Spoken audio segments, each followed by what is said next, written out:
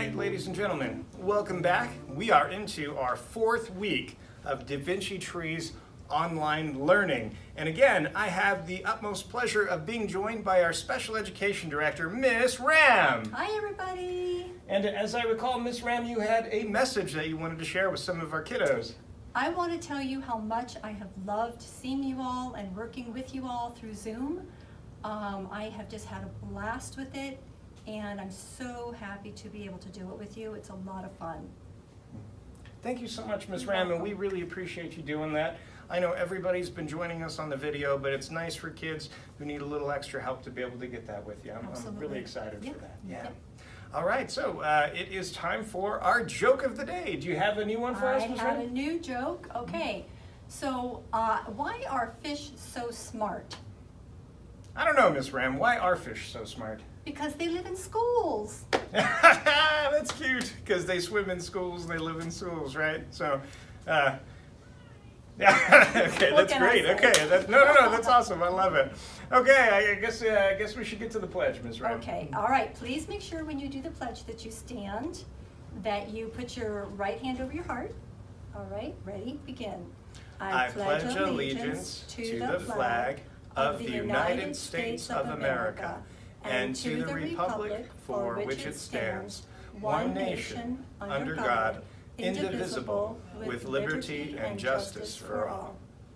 Thank you so much, Ms. Ram. Welcome. Anyway, again, thank you for joining us for this now fourth week of our online learning, and I guess it's time to get to class. Yeah.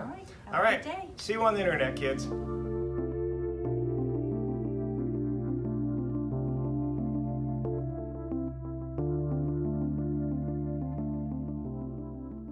Started. All right, guys, welcome back. It's good to be with you again. Today is week 4, day number 1, and we just completed our our spring break. If you are doing this with us during the COVID-19 stay-at-home time, if you're doing this as summer school, then you probably wouldn't have noticed a difference other than last Friday you had quite a bit more work than normal. All right, so week 4, day 1, before we get going, I want to take a second to just have a moment of silence for everybody who has passed. I know there were 2 of you in our middle school who contacted me over the break to let me know that you had lost family members to COVID-19. And I just want you to know that you're not alone. You're in my thoughts and my prayers and those of my family. So let's just take a moment of silence to acknowledge those who have passed.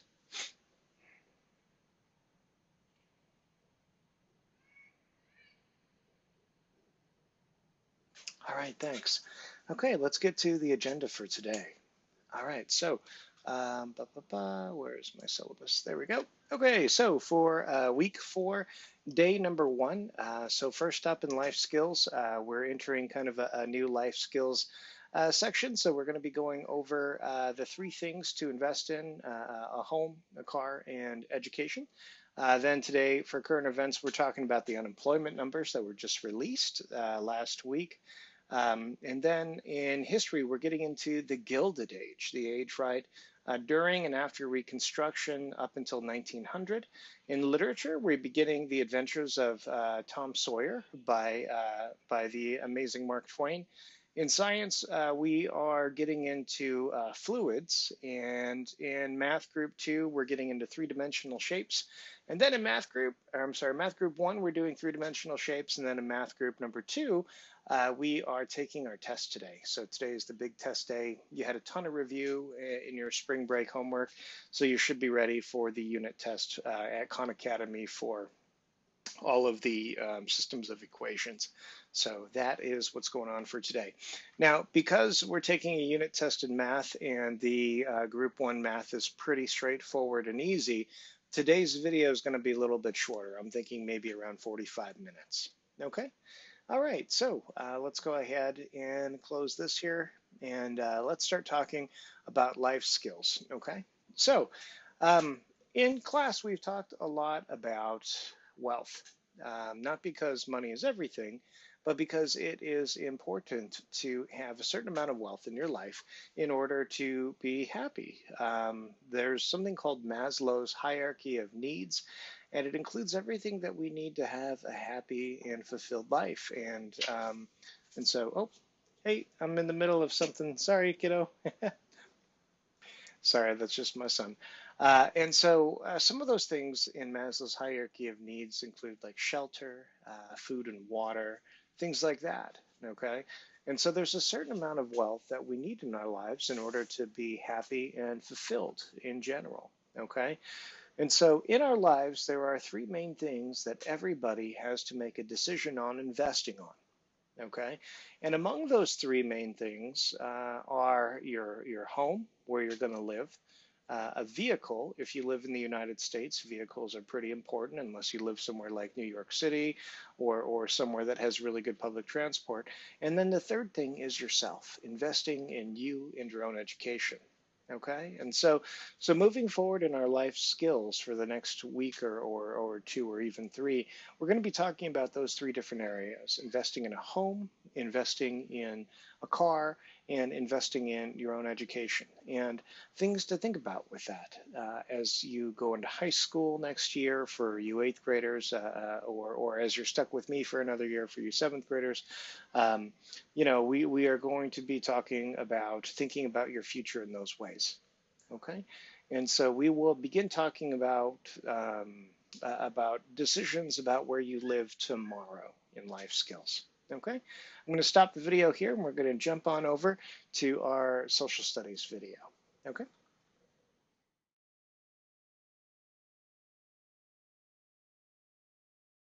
All right, so let's start talking about current events. We will be talking later this week about supply chains and about Boeing and airplanes in particular for current events. But today I wanted to go over something that was very important that was released just last week. Okay, and so last week it was announced that another over 5 million Americans declared unemployment or filed for unemployment benefits. Okay, and that brought the unemployment level in the United States of America to around 15%. So in the United States of America right now, and when I say right now, I mean Monday, the 20th of April, 2020, America currently sits at an unemployment rate of 15%.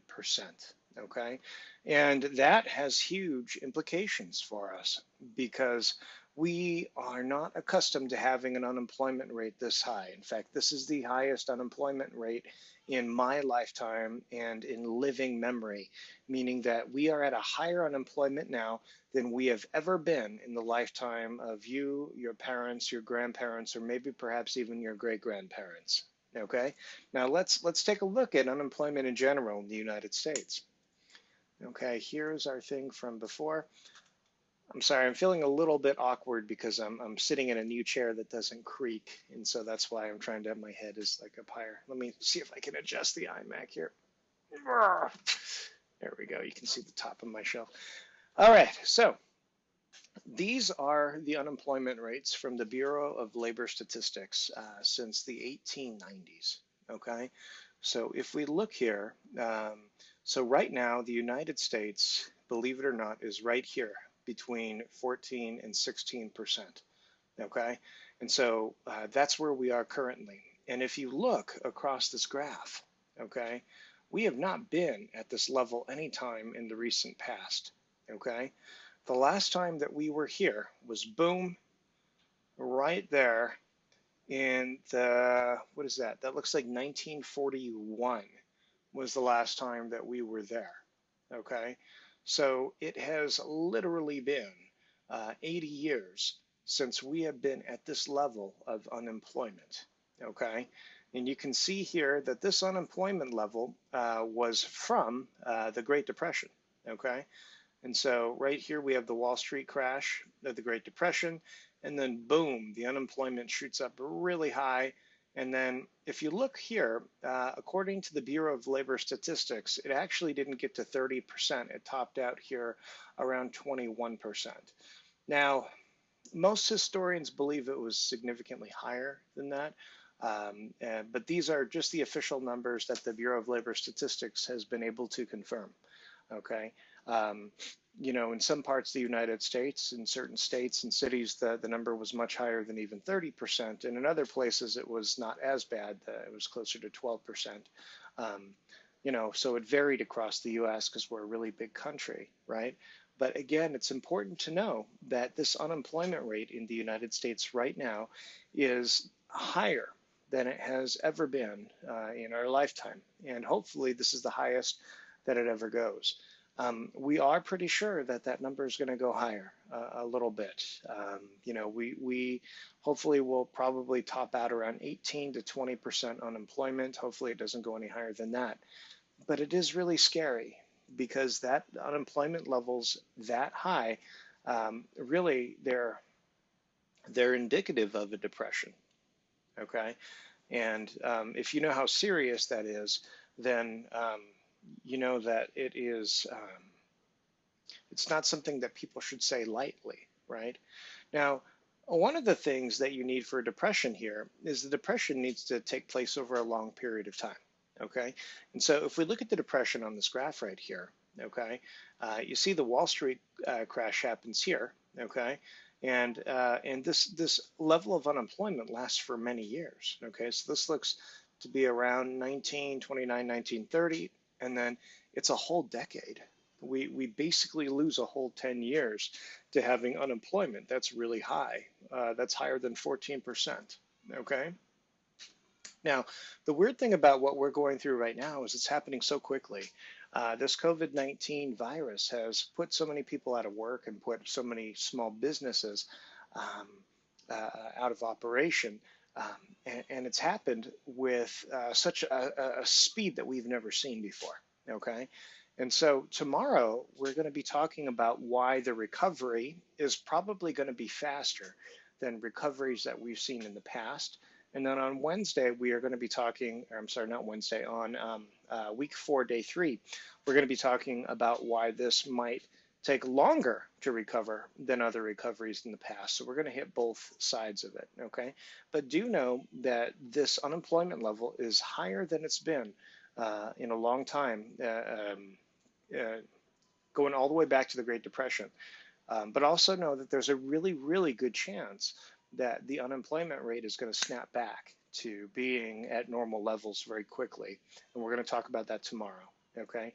And then the day after that, we're going to talk about kind of worst case scenarios and why it might not snap back, okay? So we're going to hit both. All right, that's it for current events. It's time to jump into history. And so I'm going to shut down this video and transition to the next.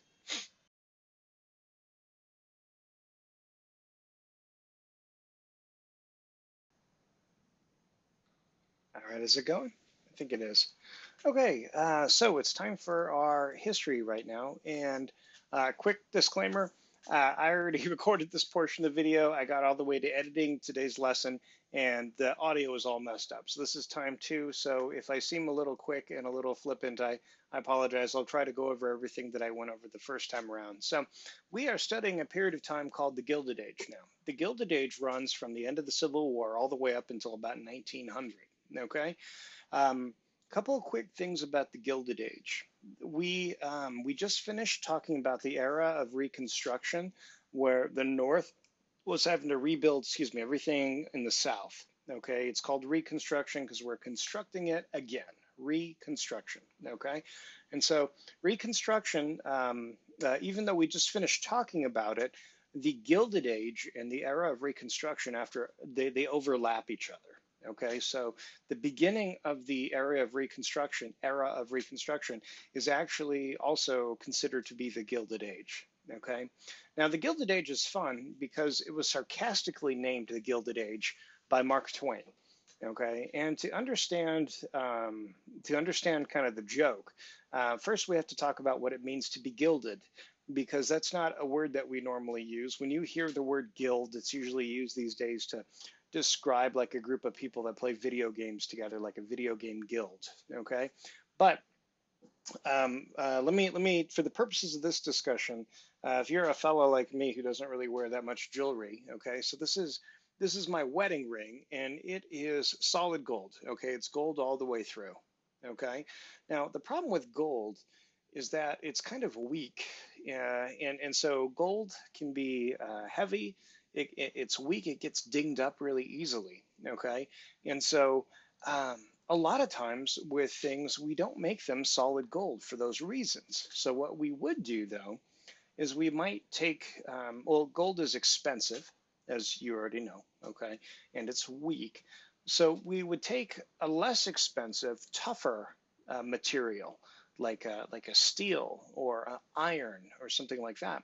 And you would make your structure out of the steel or the iron, and then to make it look really fancy, you'd gold plate it. So you just put gold on the veneer, or you just put gold on the outside.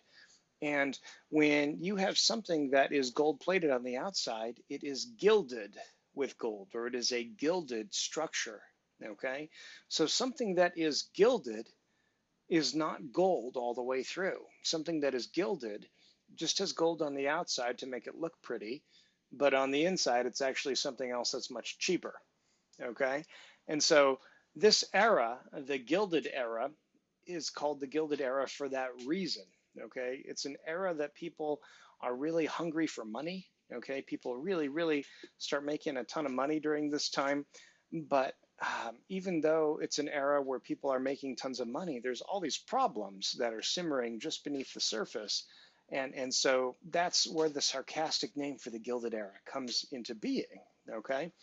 And so this era was a difficult time for the South. Abraham Lincoln was shot, and of course, and he was a big proponent of the South. He had a very generous and lenient plan for them, but Andrew Johnson's plan was not nearly as generous or lenient, and neither was Ulysses S. Grant after him. And so so it was a tough time for the South. It was a really tough time to be an African American because, for the same reasons, again, Abraham Lincoln's plans for the African Americans were good, like the Freedmen's Bureau, and he wanted to put all these protections in place to help African Americans, be productive and not be discriminated against. And then Lincoln was assassinated, and Andrew Johnson was a guy who owned slaves, so he wasn't really like stepping up to the plate there. Ulysses S. Grant, he was a super drunkard, and his vice president was unbelievably corrupt, and so that didn't work out very well. And so it was a tough time for the South. It was a tough time for the African Americans. African Americans got a second champion, though. Frederick Douglass, who we've talked a lot about in class, made friends with the 20th president, James Garfield. And James Garfield had a lot of the same ideas as Lincoln. He was this self-made guy, just like Lincoln. James Garfield came from extreme poverty, and he had to build up his own family and become successful all on his own. He had to teach himself most stuff, that kind of thing.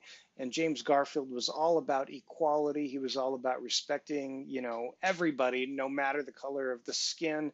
And so he had all these great ideas for how to make life better for the working poor and for the recently freed African Americans. And he too was shot. But he wasn't assassinated by somebody who didn't like his ideas. He was killed by a crazy person, like literally a crazy person shot him in a train station. And he died a few months later. It was very tragic. And so because of those two men dying, Lincoln and Garfield, it was a really bad time for African Americans. And then finally, the era is punctuated again as a tough time for African Americans in the South, but it's punctuated by this extreme collection of wealth. And so the wealthy people who become rich during this time are still known today for being uber wealthy people. Okay, if you hear the name Rockefeller today, the Rockefeller family still unbelievably wealthy in 2020. Okay, if you hear about the bank J.P. Morgan Chase, okay, Chase Bank or J.P. Morgan Chase. J.P. Morgan, he rose to power around this time and got all of his wealth. What's another one? So we have Rockefeller, we have J.P. Morgan. Carnegie. Okay, Andrew Carnegie. So today we have Carnegie Hall, we have the Carnegie Mellon University, okay? Andrew Carnegie around this time also becomes very wealthy, okay? Most of these guys are becoming really wealthy with a few key things like oil, steel, and railroads, okay? Those are the three things that are really making them like uber wealthy. Okay. You also have during this period of time Alexander Graham Bell. He Bell Telecom, which then creates telephones that connect the country. He is from this era of time. Okay, and so it's this really interesting time where things are going really well, but we have all these problems still. But it's an incredible accumulation of wealth. Uh, and so a good time for some, but a bad time for many. Okay. Now, next, we need you to watch the introduction from Khan Academy. I'm sure that, well, I know for a fact that the introduction from Khan Academy is a lot more eloquent and thorough than what I just gave you, but I just wanted to give you kind of the Mr. Roll summary of the era. Okay. All right. By the way, this is also the era of two of my favorite presidents, Roosevelt and Taft. Um, um, Actually, Roosevelt and Taft kind of denote the end of this era. When they take over, they kind of end the Gilded Age and get us into the next phase in American history. So they were formed during this time, more accurately. Okay, yeah.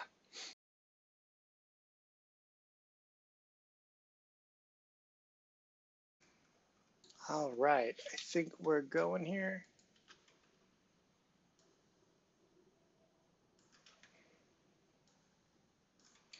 Okay, ladies and gentlemen, it's time for literature, and it's time for the new book that we are reading together.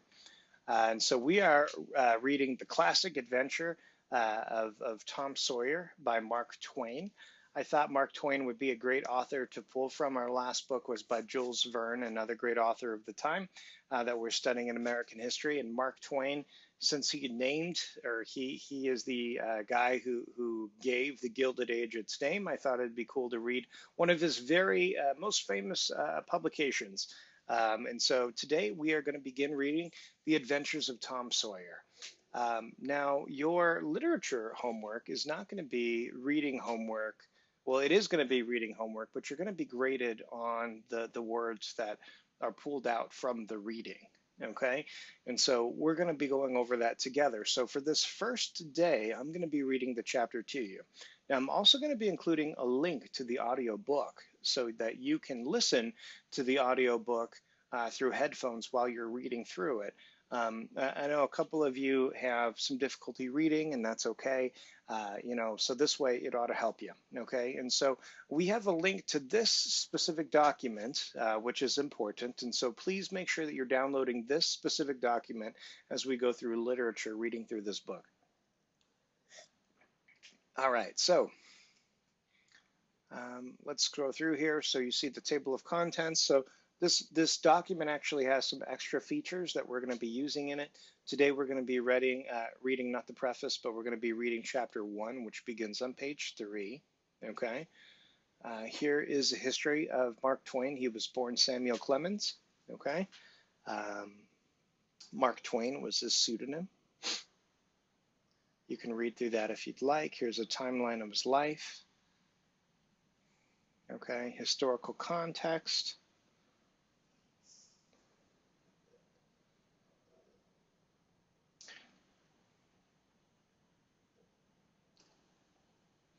All right, while we're reading through this, if we hit a word that I don't feel comfortable saying, I'm just gonna say something else. Okay, so if I'm reading and you hear me say something else that's not the word on the page, that might be why. Okay.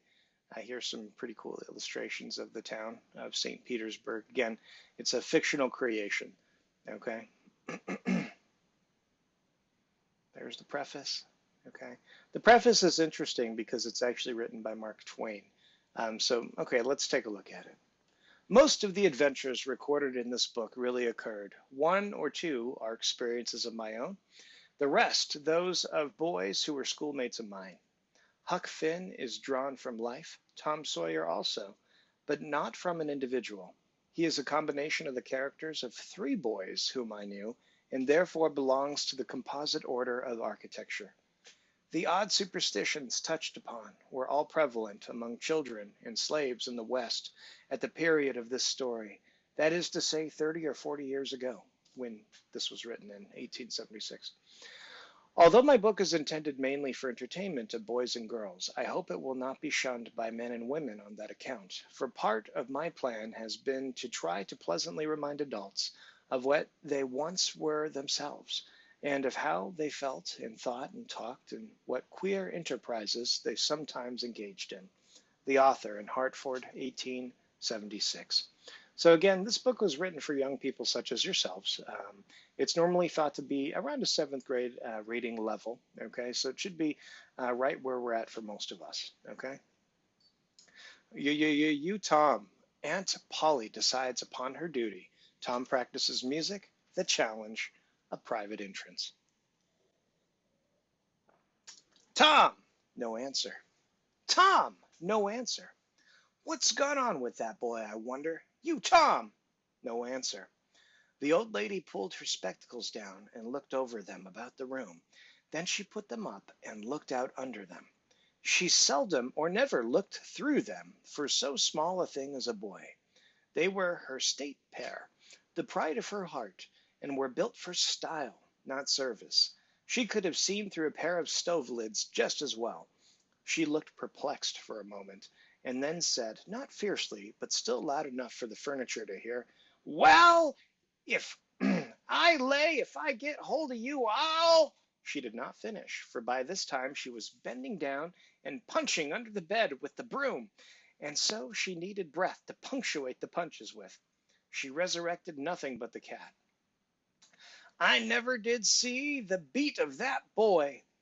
She went to the open door and stood in it and looked out among the tomato vines and gypsum weeds that constituted the garden.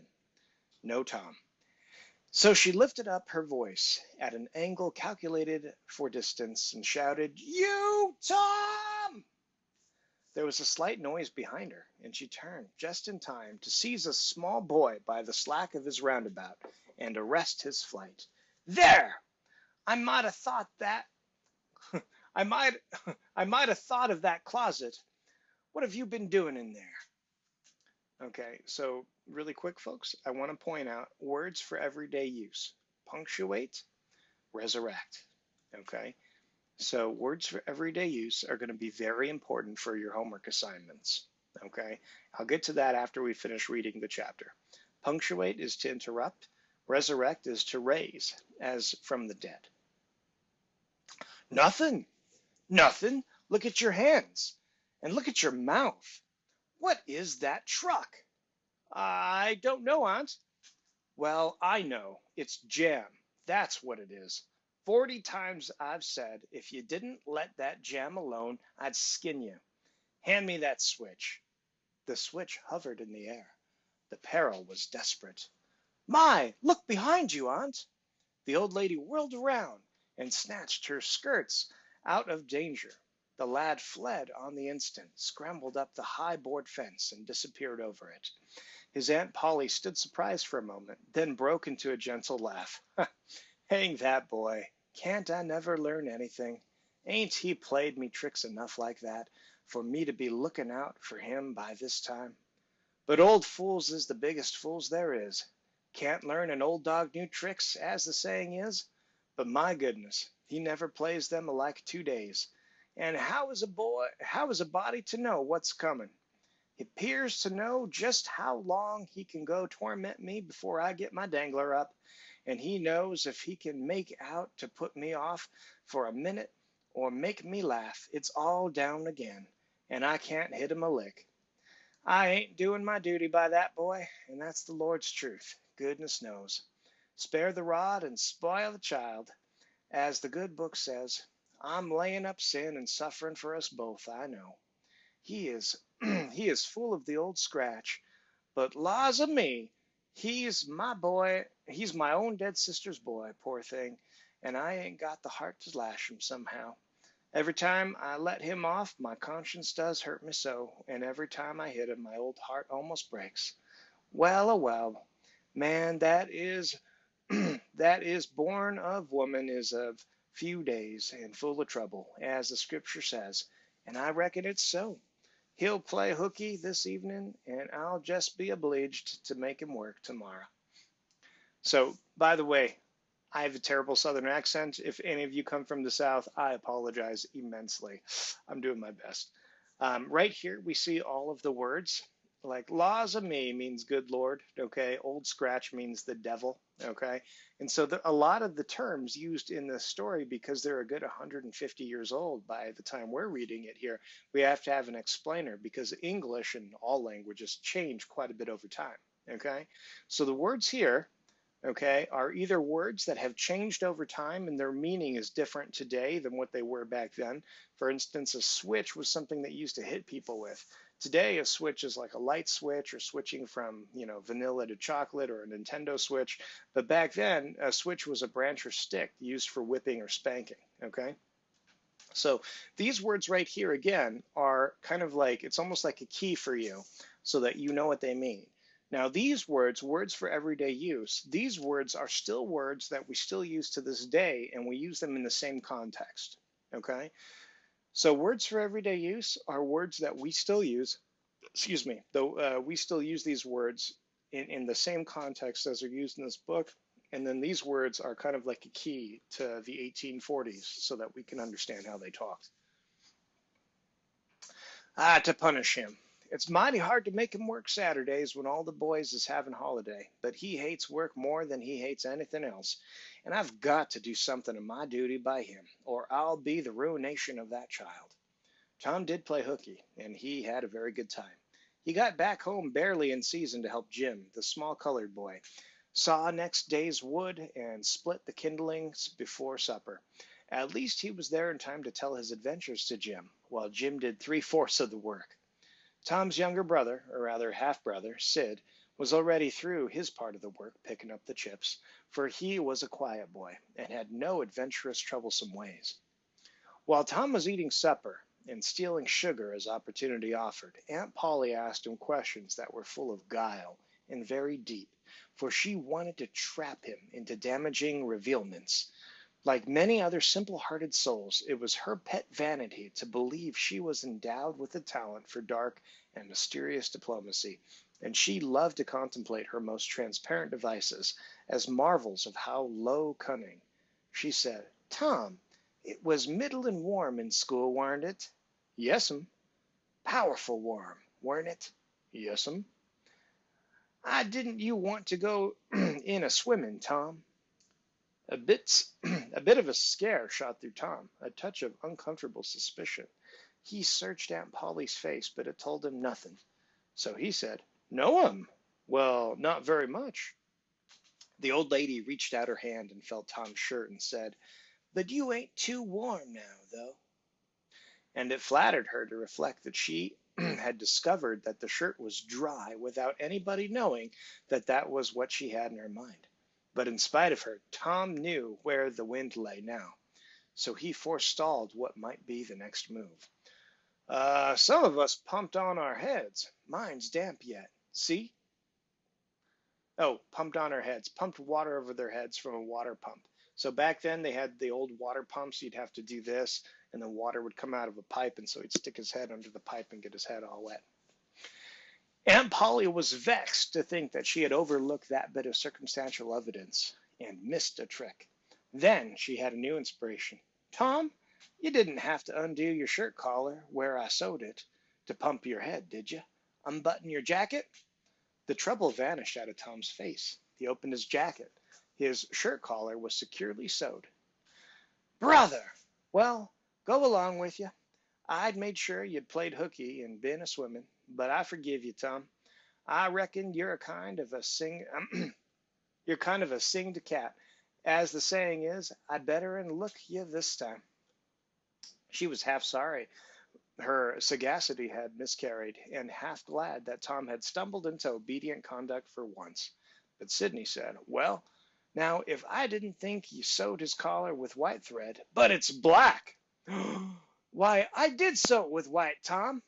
But Tom did not wait for the rest, as he went out of the door and he said, "Sidney, I'll lick you for that." So, in other words, he did go swimming. She caught him in a lie, and he'd sewed the button back on, but he used different colored thread, and Sidney figured it out. In a safe place, Tom examined two large needles, which were thrust into the lapels of his jacket and had thread bound abound about them.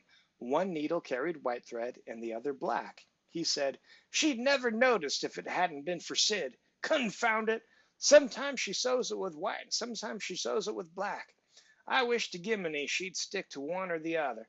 I can't keep the run of 'em, but I bet you I lamb Sid for that. I'll learn him." He was not the model boy of the village. He knew the model boy very well, though, and he loathed him. Within 2 minutes or less, he had forgotten all his troubles, not because his troubles were one whit less heavy and bitter to him than a man's are to a man, but because a new and powerful interest bore them down and drove them out of his mind for the time, just as men's misfortunes are forgotten in the excitement of new enterprises.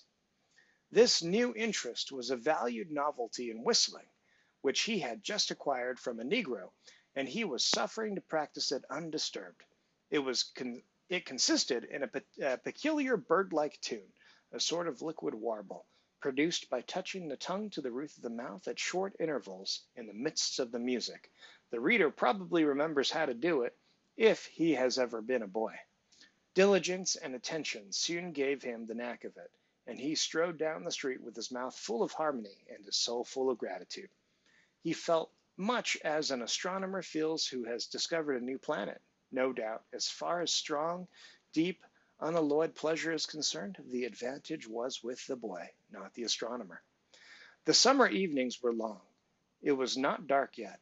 Presently Tom checked his whistle. A stranger was before him.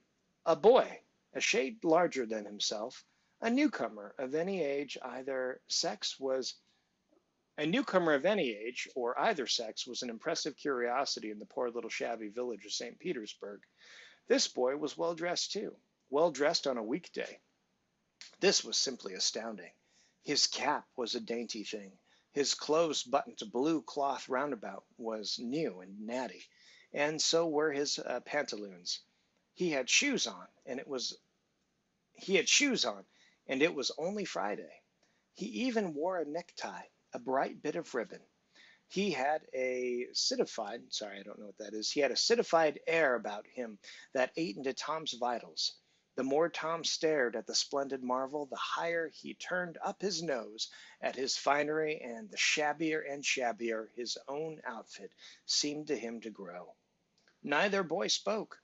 If one moved, the other moved, but only sideways in a circle. They kept face to face, eye to eye, all the time.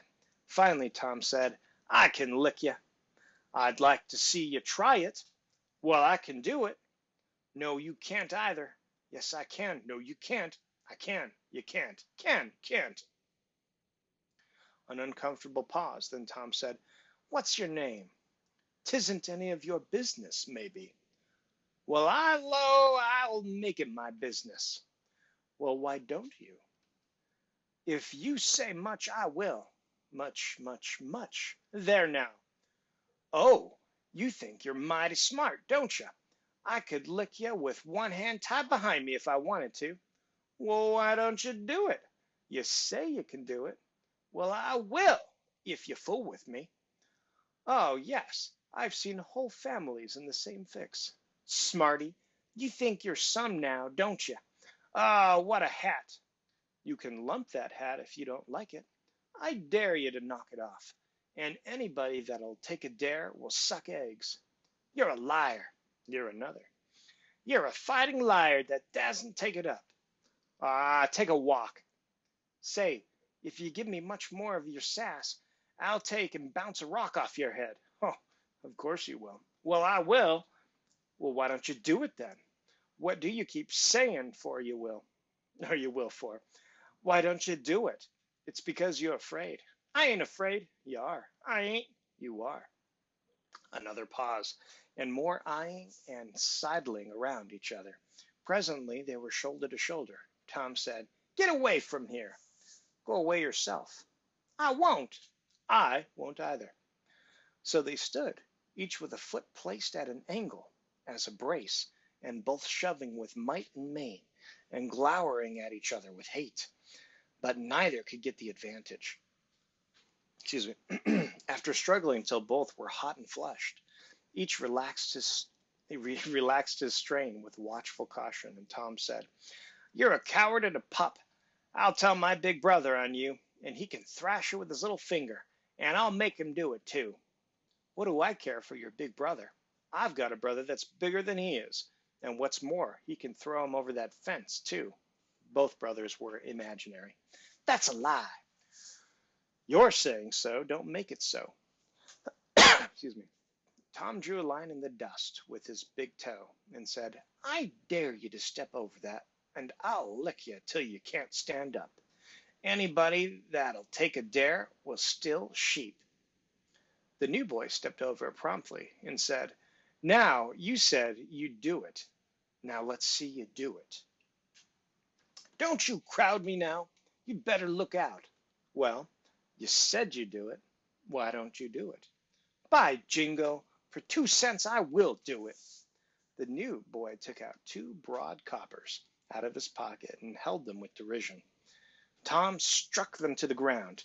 In an instant, both boys were rolling and tumbling in the dirt, gripped together like cats, and for the space of a minute they tugged and tore at each other's hair and clothes, punched and scratched each other's noses, and covered themselves in dust and glory. Presently the confusion took form, and through the fog of battle Tom appeared, seated astride the new boy and pounding him with his fists. Holler enough, said he. The boy only struggled to free himself. He was crying, mainly from rage. Holler enough! And the pounding went on. At last the stranger got out and smothered, Enough! And Tom let him up and said, Now that'll learn you. Better look out who you're fooling with next time. The new boy went out brushing the dust off his clothes, sobbing and snuffling, and occasionally looking back and shaking his head and threatening what he would do to Tom the next time he caught him out. To which Tom responded with jeers and started off in high feather, and as soon as his back was turned, the new boy snatched up a stone, threw it, and hit him between the shoulders, and then turned tail and ran like an antelope. Tom chased the traitor home and thus found out where he lived. He then held a position at the gate for some time, daring the enemy to come outside, but the enemy only made faces at him through the window and declined. At last the enemy's mother appeared and called Tom a bad, vicious, vulgar child, and ordered him away. So he went away, but he said he loathed to lay for the boy. He got home pretty late that night, and when he climbed cautiously in at the window, he uncovered the ambuscade, sorry, I don't know that word, in the person of his aunt. And when she saw the state his clothes were in, her resolution to turn his Saturday holiday into captivity at hard labor became adamantine in its firmness. Let's see here, adamantine, unbreakable and unyielding. Adamantine, kids, if you're a nerdy comic book person like me or just watch the Marvel movies, it's the word that is the base for adamantium, Wolverine's claws. Okay. Up here, when he was like, holler enough, that's the old timey way of say uncle. Like when I was a kid and someone gets you in a headlock, they'd be like, say uncle, and you'd have to say uncle, and then they'd let you go. Back then it was holler enough, like holler enough. Okay. And then when the boy finally said enough, then he let him go. All right. So that was the first chapter. As you can tell, one of the reasons why I wanted to read through this chapter with you was I kind of wanted you to hear me stumble through the language. The language is hard to read. It's hard to read like the dialect of English from this period of time back then. And so sometimes you have to read through the same sentence 2 or 3 times. And it's not you, it's just the way the story is written and the way that they spoke during this period of time. Now, time for your homework, okay?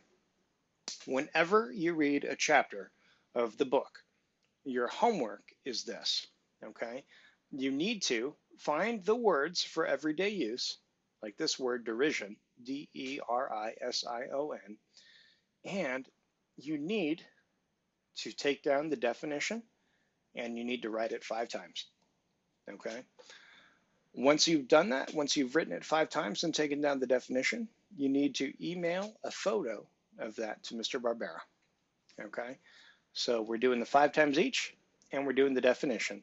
And it's super simple because the definition is right there for you. So you don't have to look anything up. Look, it is like literally right there. Okay? You don't have to use a dictionary, but you do have to write it 5 times. You are not allowed to type it. You have to handwrite it. If you don't have lined paper, that's okay. If you don't have a pencil or a pen, you only have crayons, whatever, that's all right. Okay, we'll take it. You just got to write it on a normal piece of paper, and you have to copy it 5 times: derision, derision, derision, derision, derision, derision, contempt or ridicule. Take a photo of it and send it to Mr. Barbero. Okay, and so tonight, your homework is to read chapter 2. And so you're going to be starting here, chapter 2. It's on page 11. Strong temptations, strategic movements, the innocence beguiled. Okay. And whenever you find these words, reposeful, melancholy, you're going to have to copy those words down. Again, write them 5 times each and give me the definition for them. Once you've done that on an actual physical piece of paper, you take a photo of it, you email it to Mr. Barbero. That's how you get your credit. Okay? So again, tonight, chapter 2, read it, write your words 5 times, write your dictionary definitions, which actually are not even dictionary definitions. They're just definitions in the story. Okay? All right. Good luck. If you have any trouble with this or if you have misunderstood it, please, you can email me or Mr. Barbero. Mr. Barbero is doing all the grading for these, so please email these to him. Okay? And that's it for literature today. You have your homework, you have your assignments. Hope you like this story. It's a lot of fun.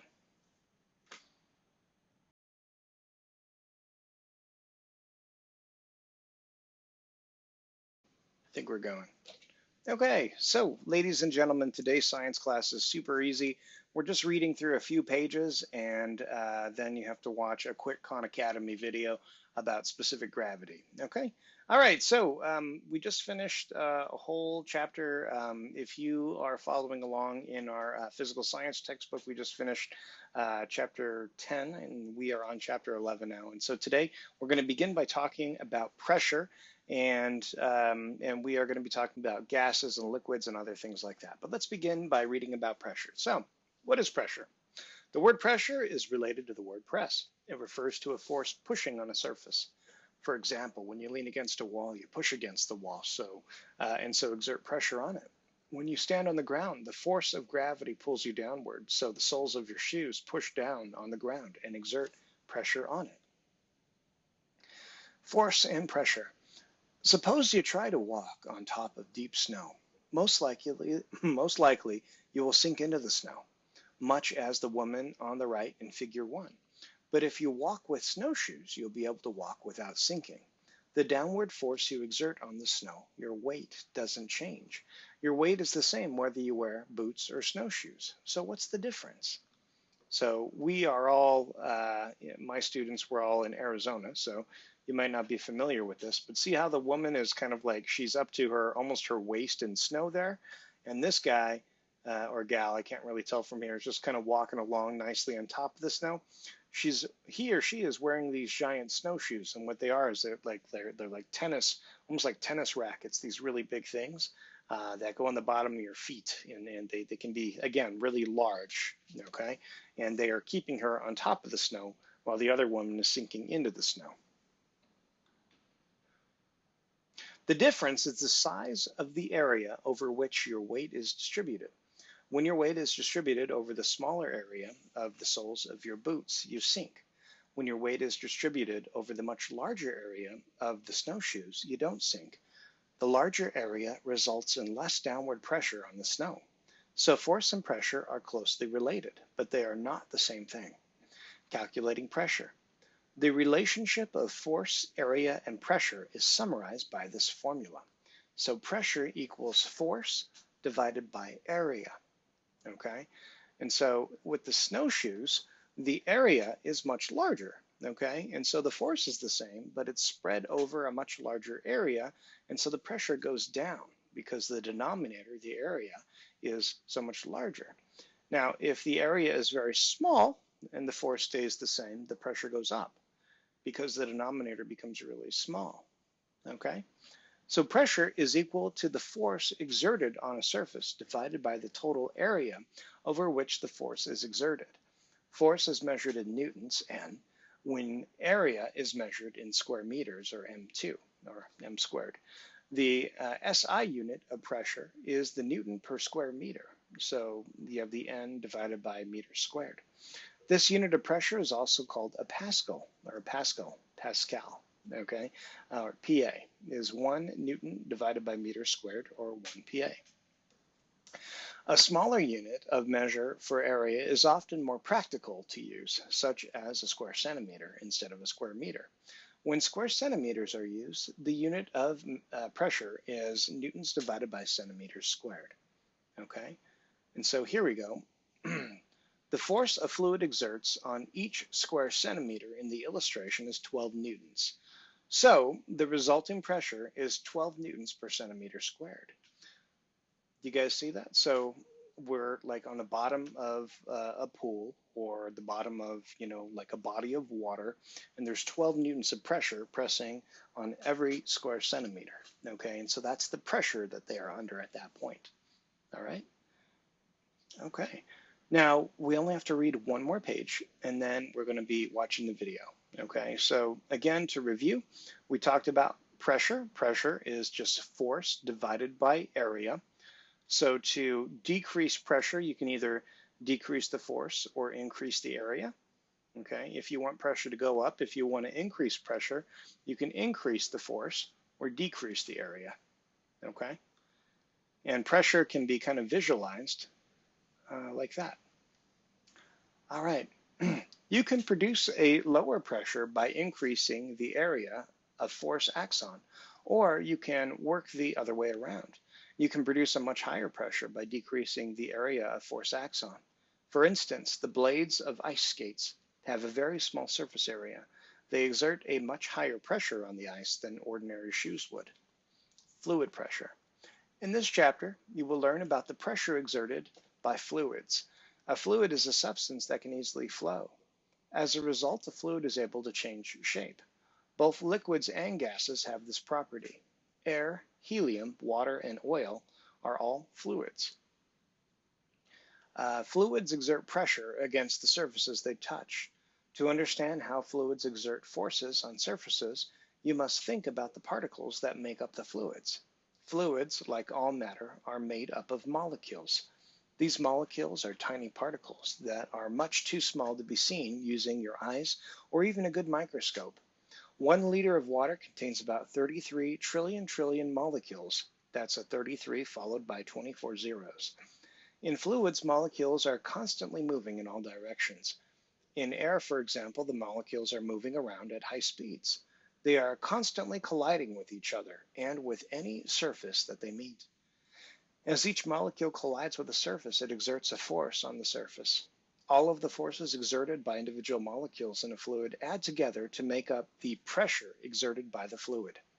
The number of particles is so large that you can consider the fluid as if it were not made up of individual particles. Thus, fluid pressure is the total force exerted by the fluid divided by the area over which the force is exerted. So figure 3. In a gas, molecules move at different speeds in all directions. As they hit surfaces, the molecules exert forces on those surfaces. The total force divided by the area of the surface gives the pressure of gas. So really quick review, kids. The big difference between a gas and a fluid is that fluids are not easily compressed. For gas, you can compress it tremendously, not infinitely, but you can compress gases a whole lot. So you can have like, you can have like a can of Cheese Whiz or a can of whipped cream that's highly compressed, and so you have a compressed gas in there that shoots the whipped cream out of the can. Okay. A fluid, however, you can't have a can of compressed water. You can't compress water or Kool-Aid or other things the same way that you can compress gas, because fluids, they fill the space that they're in just like a gas does. But again, fluids cannot be compressed the same way that gases can be compressed. Okay, so those are, like from a physics perspective, those are one of the really big differences between fluids and gases. Okay. All right, so we're going to continue reading here tomorrow, but for your homework for tonight, all you have to do is watch that Khan Academy link. Okay, and that's it for science. Hooray!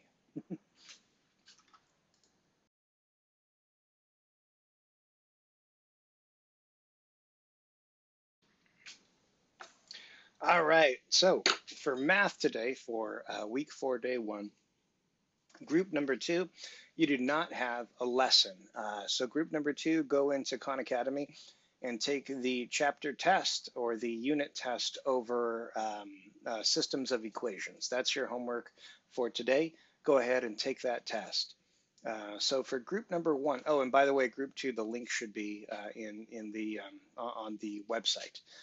For group number one, we are getting into three-dimensional figures today. If you're following along in our math book, it's chapter 9, lesson 1, or 9-1.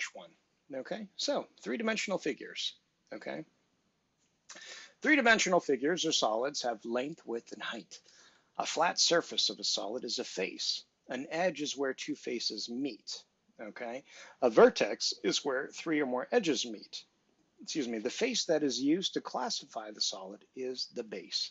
Okay, so for instance, let's take a look here.